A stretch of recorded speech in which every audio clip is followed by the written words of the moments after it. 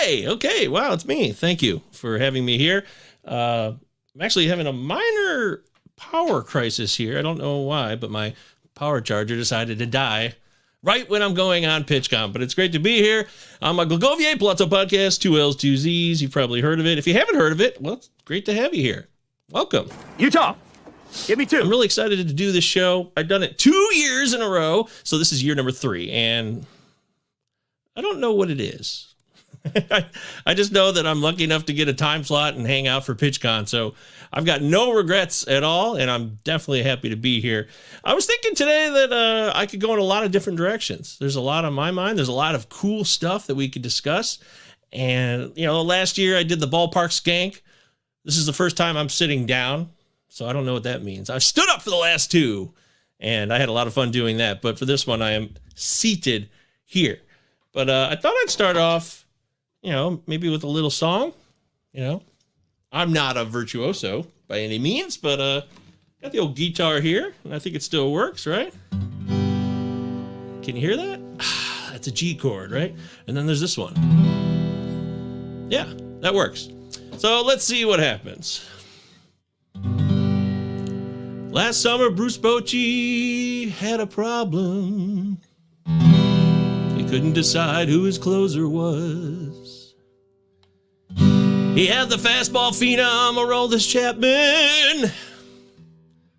And old man time, Will Smith. Not the Will Smith from the Dodgers, but the one who's currently... Where is he now? How could you keep track of Will Smith? Bruce Bochy came out and said, hey, I got co-closers. I certainly wasn't happy about that. But Bruce Bochy doesn't care about my fantasy team. And I'll just have to live with that.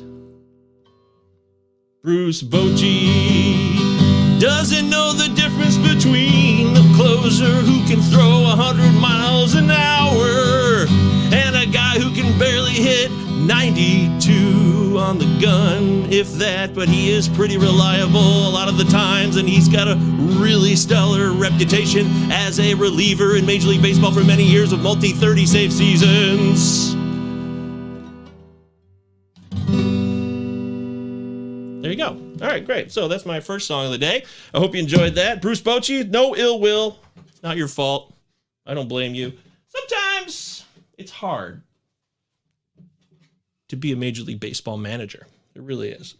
I love baseball, and baseball doesn't always love me, but that's okay. It doesn't have to be a two-way street. I've understood that I've done more of the heavy lifting in our relationship, and that's okay, because I'm happy to do that. Because when you find a partner like Major League Baseball, minor league baseball, the whole baseball world, the realm itself, there's not a sport around here that has a deeper sense of what it can do for you as a fan, as a supporter, as somebody who loves to play fantasy baseball than baseball. NFL, what's it got? It's got 32 teams. That's it. College football is its own thing separate from that. But baseball's got minor leagues, and then there's affiliate leagues beyond that, like the Appalachian League, and there's summer leagues, Cape Cod League. Baseball is awesome. And though we don't always get along, I'm really glad that it's in my life. And each year I become a little bit more grateful for it. Now it's not all roses, not all thorns, but there's a lot of good stuff in it. And I've got a few stories I'd like to share today and reminders of why we love baseball and why it's such a good time right now, because it's late January. We're about to kick off. Pitchers and catchers reporting very soon. Woohoo! Yay! Get hyped! That's right. Very stoked for that. I was also, before the show, I was remembering one of my favorite games too. MVP Baseball 2005. The definitive finest video game that was a full dive, 3 levels of minor league baseball franchise deep mode that ever existed. That's right, I'm locking that in. I loved MVP 2005. Some people like 2004, but for me, I think the standard is very, very clear that 2005 is the best. And when I hear a song like this, does this make you instantly think of MVP Baseball 2005? Tessie is the royal root is rally. Tessie! Tessie is the I used to sit around and play this game and just go, Tessie! I don't know why. It was fun. But I love the soundtrack for MLB Baseball 2005 as well, just as much as the game. So I don't know if we're allowed to play music like that or not, if I'm going to get fired. Nick, not trying to get you fired. Who are we kidding? You're not going to get fired. You are Pitcher List, but I don't want to get you in trouble or anybody else at Pitcher List in trouble. Shout out Miles Nelson, my man. Thanks for making this happen. He does a lot of the behind-the-scenes work, so that's a shout-out to you, brother. But yeah, baseball, good times. Boy, I'm really paranoid about this battery situation. This is, I checked everything. In fact, what just happened before I came on here is one of my USB ports is crapped out because this is a tip. Anybody out there who wants to start a podcast or plans to do any type of streaming, creating something that you're going to be in front of a camera or in front of a mic and you're recording it, you always plug into the hard line. You never do a show on Wi-Fi. That's a rookie amateur hour move, okay? And I'm trying to let you know that because I was testing it before I went on the air and it wasn't working. But then I switched the port and then it started working. So clearly this port's bad because I can't power up. So I think the workaround here is I might have to switch cameras over in order to keep this show alive. So minor detail to you, but definitely on my mind. So it was a great year for fantasy baseball last season. And there was a great memory that reminds me of why the game can be immersive and expansive to other areas of the world while playing actual major league regular season games. And we saw that in Mexico City last year. Do you recall the game between the Giants and the Padres? Wait. I can't do that. This isn't my, never mind. I recall it quite well. If you remember, there was 11 home runs in that game. 11 home runs. That was awesome. I think you had at least 8 different guys hit home runs in that game in Mexico City between the Giants and the Padres. That was a lot of fun. Now, I don't know how you feel about those Padres unis. I thought they looked more Miami than San Diego, but who am I to say? I still thought they were cool, those Nike City Connect jerseys.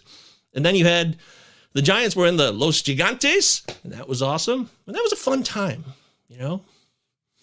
I'd like to sing a song about it if you don't mind. Take us back to that time in Mexico City. On that fateful day, which was in April 2023, I believe.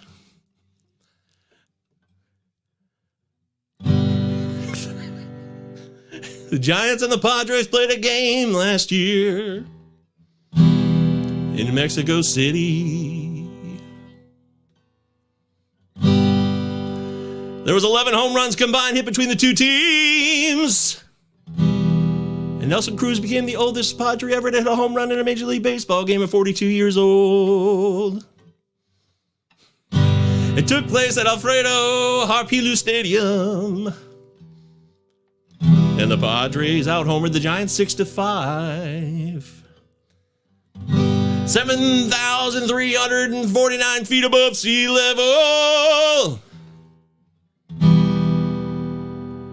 The Padres came out on top. 11 home runs in Mexico City. Do you remember where you were? How did they hit all those home runs? Well, it's real simple. They were very, very, very, very, very high above sea level. Like I said, 7,349 feet in Mexico City. Yeah, all right. Woo-hoo-hoo! That was fun, wasn't it? Yeah, thank you so much. Wonderful live audience. I appreciate that. Man, that was fun. That really was cool, though. I remember Joe Musgrove. Remember the real difficult fear of, hey, Joe Musgrove's a good pitcher, but they're going to Mexico City, and we really all were feeling very, very trepidatious about all of the runs that were going to be scored in that game, and it turned out to be true. But it's funny, the next day, it wasn't as bad. I think it was a 6-4 game. It was not nearly as devastating as the first game in that 2-game series in Mexico City. And that's one reason why I love baseball. You didn't know what was going to happen, even though you kind of knew it was going to happen. But still, to see them and the 20,000 fans of Mexico City were really, really into it. And it was a different vibe, a different country. And I'm all for that stuff. I don't get the same vibe when they go to England as much. I really enjoyed the Mexico City experience a lot more than the England experience. That's just me, though. I mean, England and baseball. I don't know why it doesn't. Someone's going to probably get upset about this, right? There's a whole realm of you UK baseball followers. Well, I'm not disrespecting you. I'm just thinking for my own self independently. And I love that, guy Peter Pratt, shout out to him. Those who don't know him, he is like a shout out Peter. He is the Marlins guy. If you need to know what's going on with the Miami Marlins, Peter Pratt knows more than anybody I know. And he lives in the UK. So I'm not disrespecting the individual fans there. I'm just saying for me, it wasn't as exciting when compared to Mexico City. Pete, hope you're doing well, man. I haven't talked to you in a minute. So, Locked On Marlins. I assume you're still doing that? I didn't tell Peter I would talk about him on this segment. I didn't clear it with you, Pete. Sorry. Hope you're cool with that. You're a good man and thorough. All right, so that was a fun time. Also, baseball is about second chances. And there was a great documentary last year about Mike Veeck, the Veeck family, which is a classic, time-honored, traditional family of baseball. Of course, there's been a few things that happened with the Veeck family that didn't, they weren't the best of days, like Disco Demolition Night, I believe, right? Also, Mike Veeck's father, Bill, right, was the guy who, what's that guy's name? Eddie something. He was the shortest guy to ever play in a Major League Baseball game. And he drew a walk, and then they outlawed it because he was too short. Those little quirks about baseball are cool, but the whole point of that documentary, which I didn't get a chance to watch the whole thing, but what I heard about it and what I saw with my own eyes in limited capacity is second chances, right? The Saints of Second Chances was what it was called, and baseball's all about that. And I love that because it's so important. And, right now when this is going on, there's a lot of stuff going on in fantasy baseball right now, but I'm really happy and excited because I know second chances will make a difference. I've had second chances. Do you know that I did this? This is a true story. I was a commissioner of a fantasy baseball league, and it was a deep league. It was called the Future League. And we wanted it to be a deep dynasty keepers league. And I started it in 2014. And even the first year I did it, by the way, I used fielding percentage as one of the categories. It was head-to-head cats on Yahoo. Ride or die, Yahoo. I've been there, and I'll be there, Yahoo.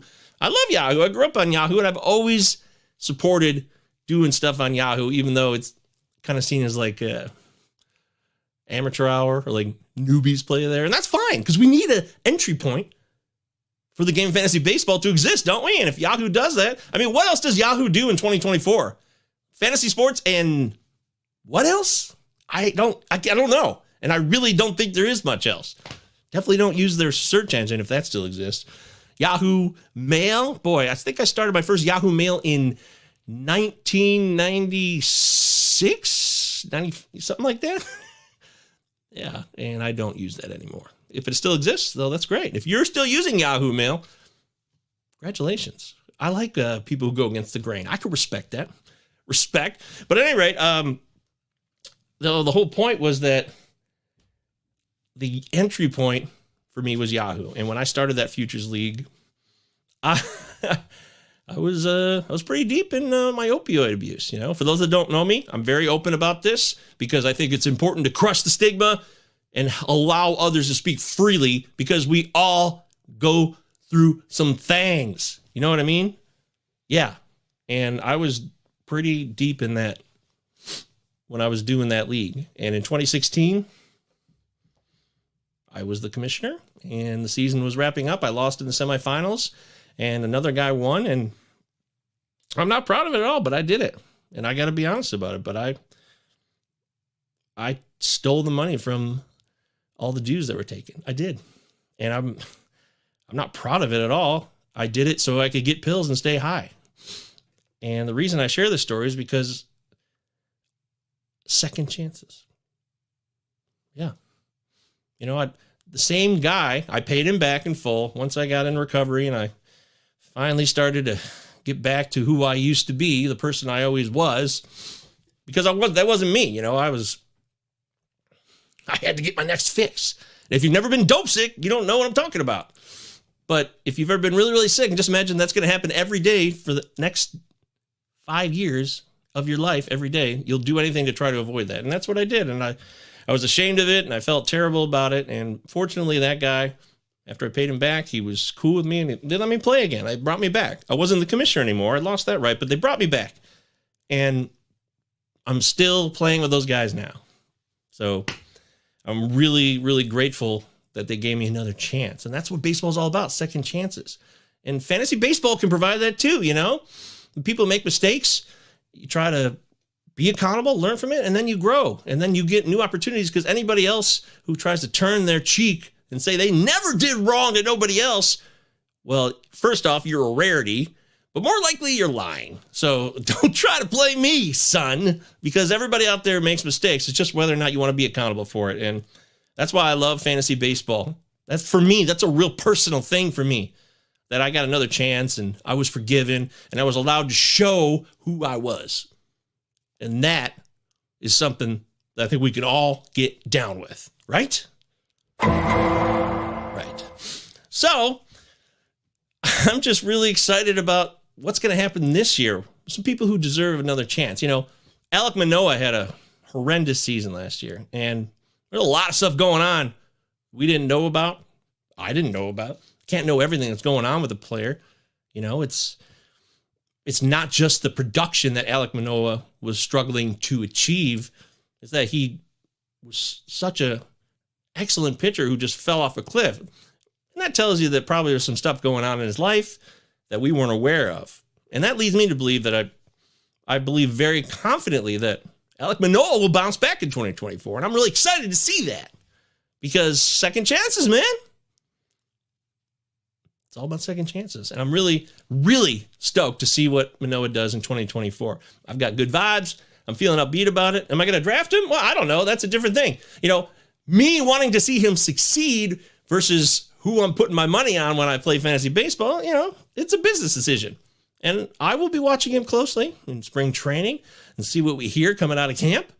But I'm rooting like hell for him as a human being. I am 100% behind Alek Manoah, and I'm really hoping things go well for him. And there's other guys like Domingo Germán.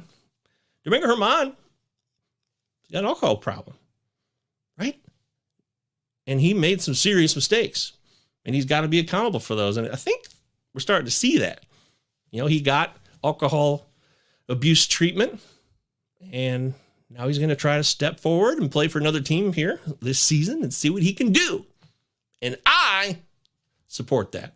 I don't know Domingo Germán personally, but I'm excited to see if he can take this opportunity that he's given. And yes, he gets a chance. He does, because he can throw a baseball really hard and he can make it move. That's his talent. So I'm all for seeing what Domingo Germán could do this year too. And I don't condone anything he's done in the past, but I do know that his issues with alcohol clearly made him do things that I would think he would regret. I can't say that for sure, but I feel confident being himself, someone who did things that I'm not proud of when I was in my active addiction. So I'm hoping to see Domingo Germán. I will say last year, though, when he had that little thing that went down with the Twins, I was a little angry about that one last year. Remember the Rosenbag thing? And Rocco Baldelli lost his mind because he knew that Domingo Germán was doing something funny with sticky fingers. He had a dominant game in that outing at Yankee Stadium against the Twins on that Saturday. That's not cool, and hopefully he doesn't do that again. But at the same time, sticky fingers, that's not just a Rolling Stones album. It's also not just a barbecue sauce / restaurant in the lowlands of South Carolina. That's right, Sticky Fingers. If you ever get a chance, go check it out. I used to live in Charleston. Not bad. Pretty good barbecue sauce. It's not as good as the best of the best in the country, like Kansas City, Texas, but, you know, it wasn't bad. Not bad at all. I need some water here. I'm getting parched. Please hold.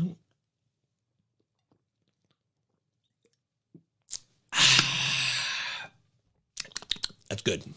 It's good. So, yeah, I think that's for the comeback stories next year. I think that's where I'll, you know, Yeah, I'll leave it there. I'm excited, though. I'm excited to see people get another chance and to show what they can do on a baseball field. And baseball has been such an incubator for second opportunities, third opportunities. Of course, being an athlete who can do amazing things, that's always going to give them additional chances. But I don't care who you are. I don't care if you're a writer, if you're a cook, whatever you do and you make mistakes in your life, you always, in my book, get another chance to make it right. And I'm excited about that. See that on the baseball field this year. You know, there's a lot of guys last year who came up, they did wonderful things, and they kind of disappeared. And the baseball season is so long, 162 games, and then playoffs. You start to forget about all these micro moments that happen. Actually, isn't a moment just like a...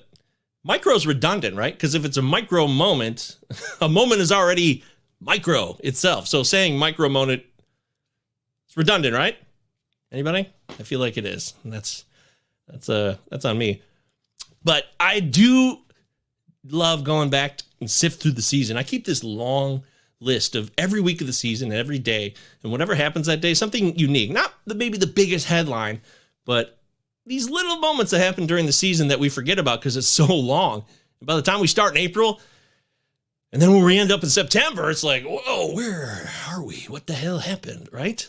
And that's how I kind of feel. And that's why that document is really helpful. And I recommend, if you can do something like that, keep a running document of the season as it goes along. Of course, everything's being documented by everybody, but it's all scattered too. So if you can have it all harnessed into one Google Doc, per se, then you know where it is, and you can kind of go back and check on it. And I love doing that. And I did that here, and I prepared for this show to kind of look at some of the highlights last season. You know, I'm still talking second chances. How about John Singleton? How about what he did? This is a guy who had a problem with weed, and he got banned for 100 games at a certain point a few years back, and he's like, I'm out. It's over. And then he comes back. John Singleton, of all people. I mean, this guy he's a burly dude with a lot of pop, right? Houston Astros prospect. Shows up in Milwaukee for a bit, then comes over to the Astros last season. And mid-August, I think, it was his first home game. And something special happened. And I'd like to sing a song about it right now. Okay.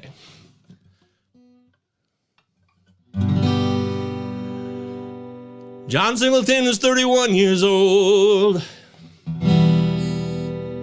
Saw his career passing by. He relied on the ganja for pain relief.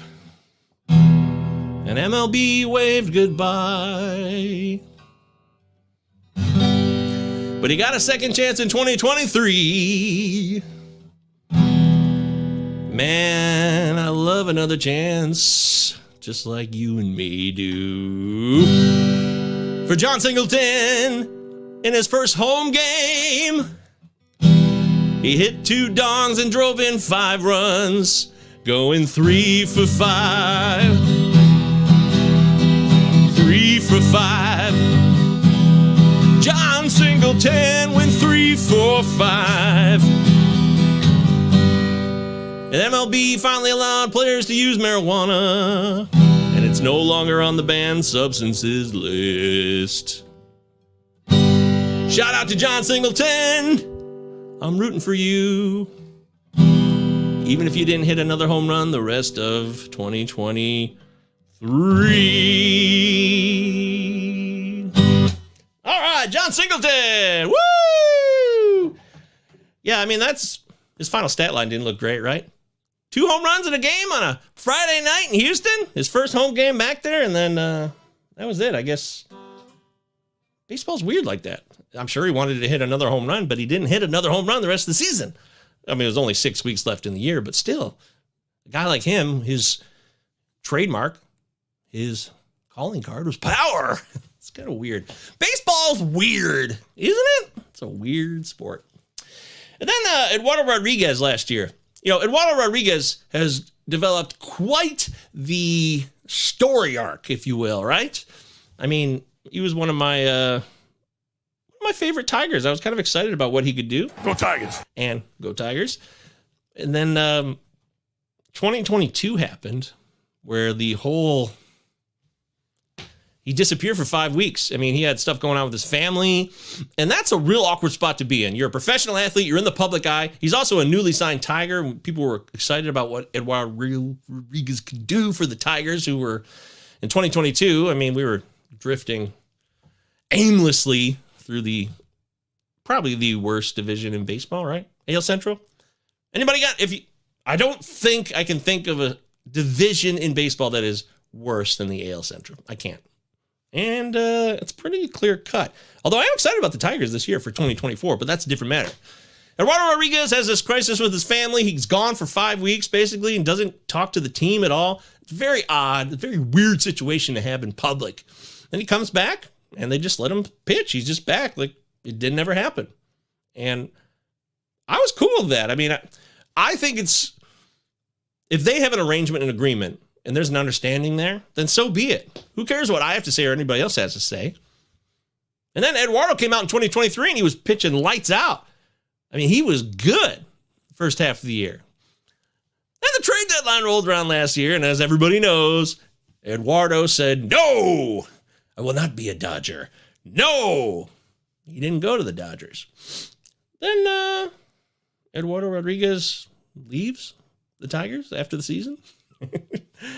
And he went out west. Not to the Dodgers, but he went that way. So I don't know what the hell happened there. I think it's a curious story, to say the least. But it's one of the stories about baseball that make it interesting and exciting.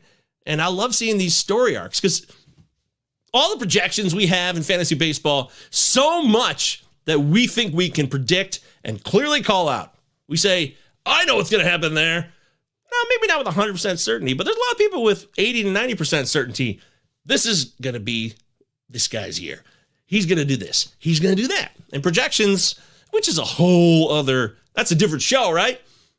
How we get to projections. How are they done? Do they all equal out? I was having a great talk with Vlad Sedler last night. Shout out to Vlad. And, his VDP rankings, which are very cool. Very useful, and he's putting a ton of work into that stuff. And I think people who know fantasy baseball know that. But it was good conversations about projections and how they work, how they're modeled, and have they been done right before? Are there mistakes that need to be fine-tuned? That's a whole world of conversation I don't want to have right now. But the point being is we tend to think we have a good idea of what will happen with a lot of players, and we just don't. You can't predict a story arc. You didn't know where Eduardo Rodriguez's career story arc was going to go over the last 2 years. Nobody would have predicted that. And that's what's cool about it. I want uncertainty. I don't need to watch reality TV. I've got my own reality show with Major League Baseball. Fantasy baseball gives me all I need to, and then some, right? I mean, fantasy baseball, highly entertaining community. I will say that. And the game of baseball is just as enjoyable. I dig that. I like that. I'm not always an optimistic guy. A lot of people think they know me. Hey, you're that guy who's always upbeat and positive. Are you kidding me? I'm a human being, dude. I have a lot of ups and downs.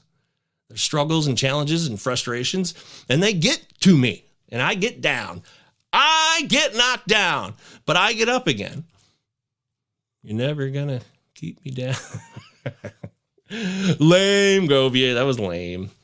Okay, so my battery is starting to get to a critical phase. I feel like I'm going to switch cameras here. I don't want to ruin the show. Why is this happening? I'm not sure why. But maybe it has to do with that. Is that you guys not cool with that? I need a new cord. I need a new cord. I do. I need a new cord. Oh, now I blurred myself. Wait. I'm out of focus. I'm the out of focus guy. Why am I out of focus? Boo. Well, that's disappointing. Anyways, sorry about that. All of this stuff. How do you get in focus? Hello? There's a movie where a guy's out of focus and they couldn't tell why. I can't remember what movie that was, but it was like a interesting parable about not being who you are and so on and so forth. At any rate, we got a here we go. Add more light. I am trying to. Nick is quietly private chatting me to say add more light. I have more lights. That's the thing. I got all my lights on. What's the deal here? What's the deal? Here we go. Woo! Sorry about this, guys. I apologize. I work so hard to make sure this all goes right. 1 second here. 1 second. Stand by. I'm going to switch cameras here, so I'm not going away. I'll still be here. 1 second. I'm still here. I'm still here. I'm still here. You guys can hear me, right? I was thinking also, as we move into this season, all the wonderful stories that happen, too. There's so much positive stuff that goes down. And I'm really, really excited about. Here we go. Power. Yes. Okay, we got power. That's good. So now I've saved my battery, and now I will just switch my camera, and we will be okay. There we go. Oh! Hi! Where's my cool background, though? We got to fix that. There we go. Technical difficulties, folks. Not proud of that, but it did happen. There we go. All right, thanks for sticking with me on that. I apologize. These things do happen. Oh, now I'm a little... So, thankfully, I got that. Okay, so anyways, that's resolved. And there are a lot of cool things going on this year that I'm excited about. And they really were inspiring stories from last year. They're going to move into this year. Let's talk about a guy, Hogan Harris. How cool is the name Hogan Harris? Hogan Harris is an awesome name. And he's not a bad pitcher either. In fact, I'd love to get Nick's thoughts on Hogan Harris. I'm sure he's watched him pitch. In fact, I'm sure there's a video out there, Nick's talking Hogan Harris, breaking it down. Cheers to that. Hogan, I'm looking forward to seeing what you can do in 2024. And the A's? That's kind of a sad story, though. I was talking with a friend of mine. Said a woman had hurt his pride. Tom Petty, rest in peace, buddy. But I was talking to a friend of mine, Steve Paulo, shout out. Steve Paulo, he's a great guy. So glad I got to know him. I know him exclusively through Twitter and fantasy baseball. First met in 2020. And I emailed him the other day because I hadn't talked to him in a while. So I emailed him and I said, hey, Steve, how you doing? Steve is an Oakland A's fan. And right now he's going through some things. It's tough. Because of what that douchey Fisher's done. I mean, this guy, there's apparently, Steve told me, there's a bunch of offers from very wealthy people in the Bay Area who are happy to keep Oakland in that area. But nope. This Fisher guy is real stubborn. And that kind of stuff, I think there's a point where people need to step in. And this is where leadership matters. And when you got a guy like Rob Manfred who doesn't seem to be any type of leader in any real meaningful way, other than for money and greed, well, it's a problem. It is a problem. Because people's stories connected to their franchises matter. I mean, look what happened here recently in Detroit. It's football, but still. The connection holds true. The Lions, my Detroit Bozo Lions, won a playoff game, and then they won another playoff game. They hadn't done that since 1991, and they hadn't won more than one playoff game since 1957. And when that happened, I'm sure some of you saw it. People were crying in the stands. People who lost fathers, mothers, cousins, brothers, sisters, who didn't get to live to see what they saw finally. That stuff is powerful. It is. There's a connection. There's a real spiritual understanding between teams and their communities. And that's the whole point of it. In the best scenario of what a franchise can be, everybody is united. You don't just blindly kiss up to the franchises either. When Matt Millen was the guy for the Lions, we all gave him the riot act, as we should have. But in the most ideal circumstances, a community comes together because of a sports team's existence. And with the Oakland A's right now, that's sad. That's very sad. And I feel for my guy Steve and anybody else who grew up and lived and died with the Oakland A's, who have a storied history. I mean, the A's are an iconic franchise in Major League Baseball history to me. I grew up watching the Bash Brothers.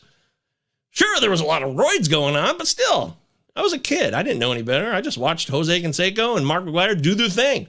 Boom! Bash Brothers. So, Steve, I feel for you. Oakland A's fans, I feel for you.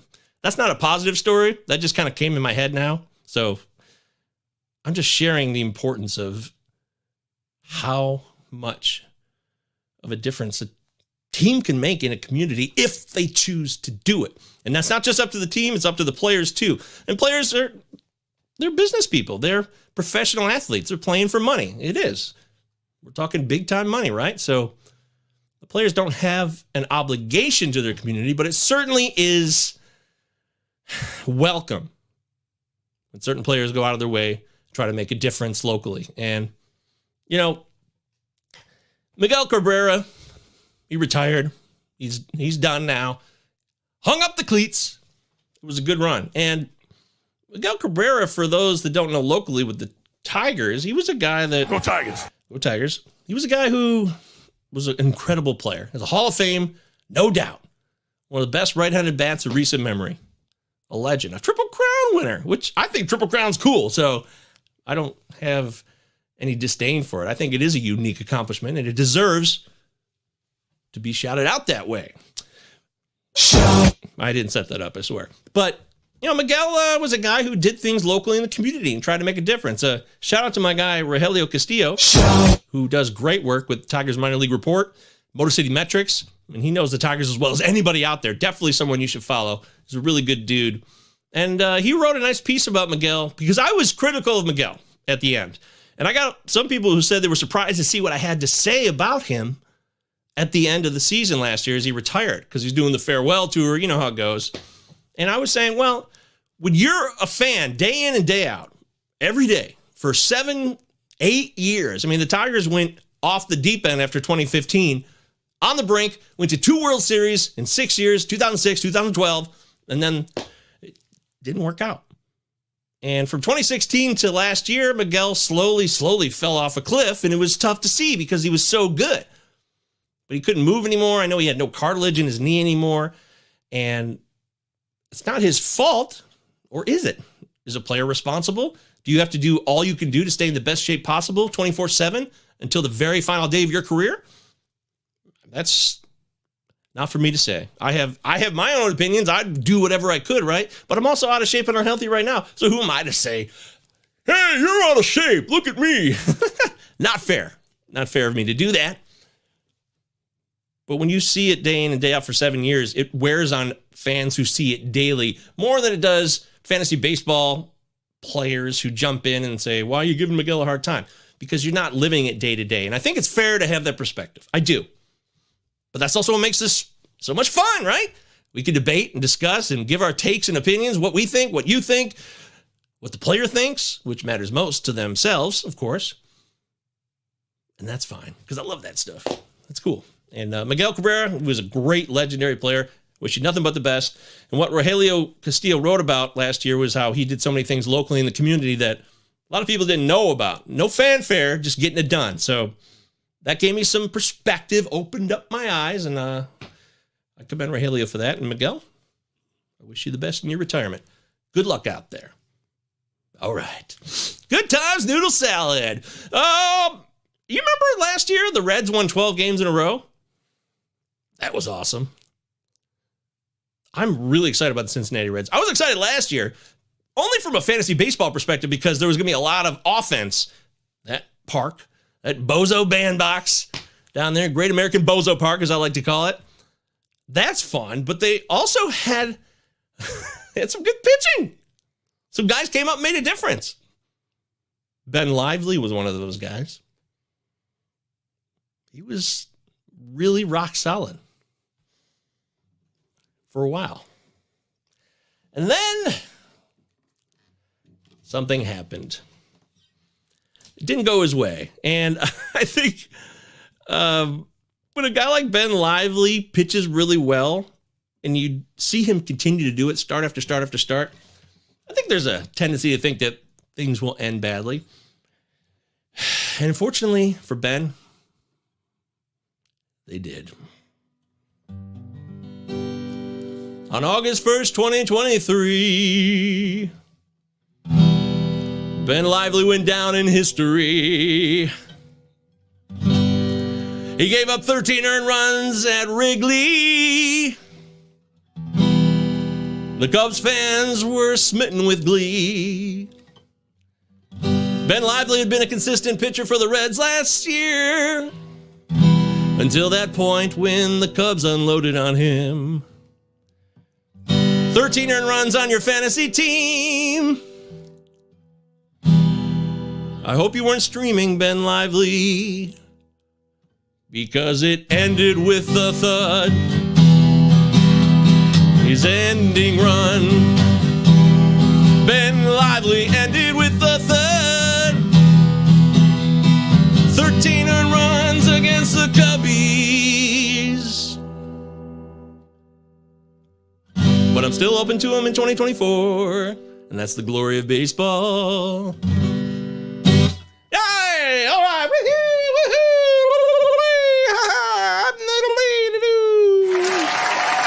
Thank you very much. Thank you. But yeah, Ben Lively, 13 earned runs. What is the most memorable streamer who screwed you the worst? Like 13 earned runs and one streaming. Ooh, that hurts. I remember I got upset last year. Sandy Alcantara. We're going to miss you, Sandy. God, I love Sandy. I'm going to miss you so much, Sandy. You gave up 9 runs in Philadelphia early on last season. I remember freaking out about it on Twitter because I was like, what? Sandy Alcantara gave up 9 earned runs? No, that doesn't happen. And of course, there was more struggles to come for Sandy, and now he's on the mend, and we will not see him pitch in 2024. And I'm going to miss that because I love that dude. But the problem is that I was too emotionally invested in him, and I made a mistake. My diehard love for watching Sandy do his thing and be a unicorn in the game with his incredible ability to go deep into games time after time after time was blinded. I was blinded by the love of that, but for fantasy purposes, I should have been weary, because one thing we usually know in fantasy baseball is that when a guy has a career year, not a bad idea to say, well, that might not happen again this season. Like Ronald Acuna is the prime example right now. Oh my God, what a season he had. I mean, it was incredible. Ronald Acuna, otherworldly in 2023. He was a studly muffin of epic proportions. He was awesome. But now, 2024, he's still going to be good. He's still Ronald Acuna Jr. He's the man. He's going to have a great season, no doubt, barring injury. But you can't really expect to have another 40-70 season, right? It's not realistic, is it? Or is that the norm now? I think it's not. So think about that. I think about, whoa, I'm pumping the brakes when a guy I love to watch play also produces at an elite level. Got to be cautious of that. Now, there's elite runs that happen, obviously. That's the whole Hall of Fame debate, right? What was his peak? How many years was his peak? 6 years of dominance. That does happen, right? And Ronald Acuna Jr. is now stepping into that time in his life. He is. But I'd be a little weary. Wary? Weary or wary? One of them means exhausted. One of them means hesitant. And I've had a problem with this before. My friend Steve knows what I'm talking about. Shout out to Steve. Weary versus wary. I'm going to, next year on PitchCon, I'm going to do a whole hour on weary versus wary. What do you say? Sound like fun? Boy, there's also things that happen that are just fun. Remember when the Angels scored 23 runs in the first 4 innings of a game at Coors? That was awesome. Coors. That was sweet. I think the final was 25-1. The Rockies got dismantled by the Angels team. That's fun. That's a fun night. I just like seeing stuff like that. And those are fun memories to look back upon, because in the slog of a season, they can get lost in the shuffle. And the Angels were not much to speak of, right? Obviously, Shohei left. He didn't stay. He's in Dodger land now, and I can never be mad at Shohei. I love Shohei. We all love Shohei. I've never met someone who said, I don't like Shohei Ohtani. I've never heard those words. I've never heard it for any reason. Whether it's him as a human being, him as a hitter, him as a pitcher, everybody loves Shohei. So not gonna have any ill will that he chose to go with the Dodgers. I don't like when, the biggest, baddest, most awesome fantasy baseball players, real baseball players, any type of baseball player goes to the most rich, wealthy organization around. And the Dodgers aren't that now. The Dodgers are they're like the Yankees of the late 90s or into the 2000s. Spend, win. And that's their right. Why would I ever begrudge? I mean, my owner in Detroit, Chris Ilitch, it's like pulling teeth with him. He spent, and then when he did spend, he spent money on, No. Learn to enjoy losing.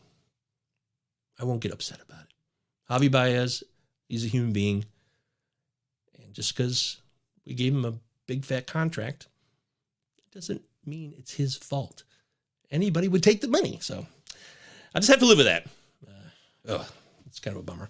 I don't want to be bummed out. I want to have fun here. I'm still trying to enjoy myself. I got a few more minutes here on the baseball gospel hour, whatever the heck we call this thing. I do. It's great to talk about baseball and live it up.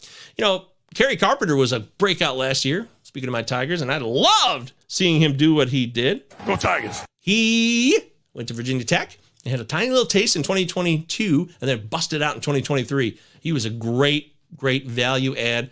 A starting outfielder worthy guy who was going way down in ADP. Good job, Kerry Carpenter. That was fun, and that's an exciting story. Will he keep it going in 2024? We'll see. Weird stuff happens in baseball. Weird stuff. Like Bryce Harper returning. Remember when Bryce Harper returned? How awesome was that? Bryce Harper came back. I found this on the web. Oh, thanks, Siri. Oh, Siri found it on the web. Thank you. Bryce Harper, Tommy John, comes back, plays baseball much quicker than anybody expected. That was cool. That was very, very cool. Shohei Ohtani did that a couple years ago, too. Just saying. I'd like to throw that out there because I love Shohei. And it's those fun moments where everybody gets so excited to see Bryce Harper return. Because whether you like Bryce Harper or not, you think he's too intense, he's got a passion for the game. And that's what we want. We want people who have a passion for the game. It's awesome. Matt McClain came up last year. Ellie De La Cruz, of course. But I'm more excited about Matt McClain. Ellie De La Cruz is worth all of the love and pub that he gets. He is such an incredible person to watch play baseball. Such stature, and he can fly, and he's lanky. It's really cool to see.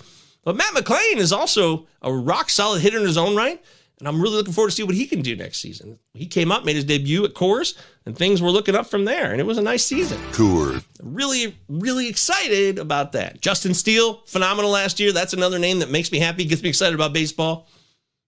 Outstanding 2023. It'd be tough to replicate that in 2024. It just is. But that doesn't mean it won't happen again. I mean, there's plenty of reasons to assume a guy like Tyler Wells. Tyler Wells had a real nice run last season. And then he slowly faded away. Because he just didn't have it anymore. He had a great whip up until about July. The All-Star break, really. And then it all just, woo! It all went downhill. But we still had a great time. I enjoyed Tyler Wells for as long as I could on many of my fantasy teams last year. And Tyler Wells, I want to thank you. Thank you for the experience.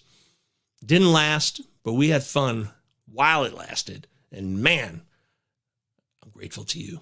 And my whip thanks you. My ratios are grateful to you, Tyler Wells. And I just want to make it clear that Tyler Wells is worthy of our praise, even if it didn't finish the way he wanted it to. Right? I want to give the guy credit for what he did while he was around. You know, there's things like Billy McKinney. How often does Billy McKinney have his moment every season? Billy McKinney is a journeyman outfielder, a guy who's been on a lot of baseball teams. He always seems to have a moment every year, and I love that. Billy McKinney signing, it's here, it's happening. He had a run there where he had like 4 home runs over a short stretch of time last season. It was fun. I'm like, oh, we're doing the Billy McKinney experience. Now's the time. Enjoy it while it lasts, because it won't last more than 2, maybe 3 weeks max. 2 weeks probably. But I love guys like that. Those are guys who don't get all the pub, but they're always a part of the story of every fantasy baseball season. What will Billy do this year? What will we see from Billy McKinney in 2024? I'm genuinely curious, because I know at some point he's going to pop up somewhere as a hitting streamer that everybody tries to add. He'll be a part of Vlad's weekly Fab article in July, and everybody will jump on it, and then he'll fade away. And we'll say, Billy McKinney, thank you. Thank you for your service. You've done it again. You didn't disappoint, Billy. We asked for at least 1 week out of you a season, and you gave it to us. Billy! Billy McKinney. I love Billy McKinney. I love Billy McKinney. It's such a funny thing to say. I'm going to sing a song about it, actually. Yeah, I think I am. Billy McKinney. Every year we all play fantasy baseball. And Billy McKinney slowly but surely rears his beautiful face. He comes up for air and hits 4 home runs in a week. And then he disappears without a trace. He's Billy McKinney. I love Billy McKinney. I love Billy McKinney. Billy boy. Billy McKinney. Billy McKinney, everybody. Woo! You know what I'd love to do? Maybe one day I'll get Billy McKinney on the Palazzo podcast. That'd be awesome. Would love that. That'd be cool. Billy, if you're watching, love to have you on the show. Big fan. Oh, I got about 4 minutes left here. 5 minutes. Okay. So much to say still. I will tell you this. Guys like Lane Thomas surprised last year. I'd like to see that. And that came out of, I wasn't expecting the batting average from Lane Thomas last year. I know the game has changed. And that's one of the things also I want to give credit to baseball. I know I ripped on Manfred earlier and the leadership is lacking. But I will say guys like, Theo Epstein are in Major League Baseball and advocating for change. And we got that. The rule changes were awesome. They were awesome. The game is 100% better than it was prior. I am not just saying that to say it. I'm not getting on a bandwagon. I am down with the changes, more action. I love the pitch clock. Even if I'm not a pitcher, maybe I wouldn't love it as much. But still, the changes were awesome. More action. Doubles, triples, steals. Shorter games. Massively shorter games. That's a real boon for the game. And I actually think that Major League Baseball is going to be more popular than ever this year. I really do. I know a lot of people say baseball is a regional sport. I don't care about that. I'm not a TV executive. I don't have to focus on that kind of crap. I know that the game is becoming more enjoyable than ever to watch. And there's a lot of fun teams, a lot of exciting players all over the country. We were robbed of O'Neal Cruz last year. Hurt his ankle and had his season cut short. Can't wait to see him back in action in Pittsburgh. That's exciting, right? That's something to look forward to this year. O'Neal Cruz, healthy and ready to go. Throwing the hardest possible throws that StatCast could measure. Love it. God, he's got a real cannon. And he's an impressive dude to watch play baseball. And that's exciting. Pittsburgh fans want to see that. And then you got Corbin Carroll out in Arizona. That's fun.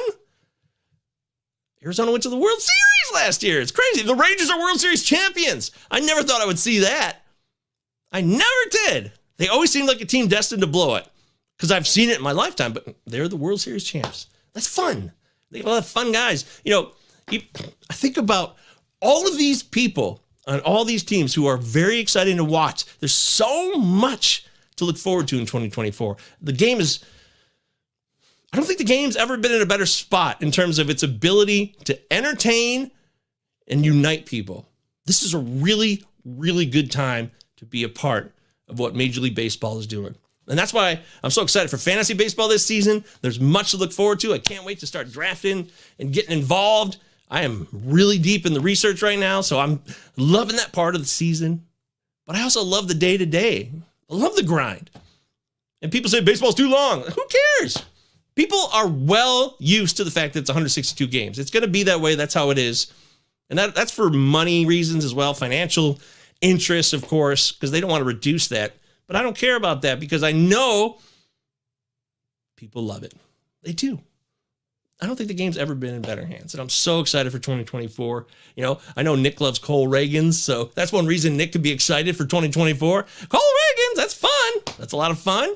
There's so many. Nelson Velasquez, what he did last year, speaking of the Royals, I remember I saw Nelson Velasquez at Arizona for first pitch, my first pitch in 2021. It was an afternoon game on a Thursday at like 3 o'clock. And I saw Nelson Velasquez hustling, making plays. There was like 40 of us in the crowd. I was like, who's that dude? This guy's impressive. And now here we are. Nelson Velasquez showed serious pop. Left Wrigley, goes out to Kaufman, and he was cranking dongs all over the place. Guy's got a great home run stroke. Yeah, he strikes out a bit, but he's getting better. And I love that. I love that I could have seen him. I did. I got to see him as somebody just out there in the Arizona Fall League that most of the country's not paying attention to, and then see him develop into a legit major leaguer a couple years later.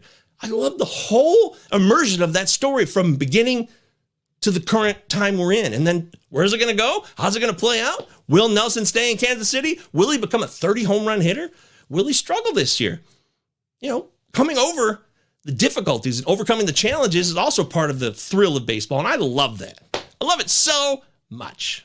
I really do. And I'm doing this. Okay.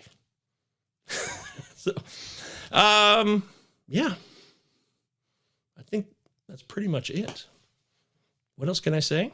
Do I keep talking? Do you guys want me to keep talking? Because I can. It's up to you. I can go to 459. I got 456 right now. I love baseball. Baseball's great. I can do a song. One final song and it'll be over. Okay. Guess what chords is going to be? 2024 is around the corner. And I'm stoked as all get out. I can't see what the Tigers will do this year in 2024. I want second place, maybe first, and maybe more. I love 2024. Baseball! I'm excited as all get out for 2024. Harper, Justin Steele, and Zach Eflin, Tyler Wells, Davis Schneider, Kerry Carpenter, Brent Rooker, and Matt McClain, Eric Lauer, and Patrick Wisdom, Frenchie Cadoro, and Sal Frelick. Can't win for baseball in 2024.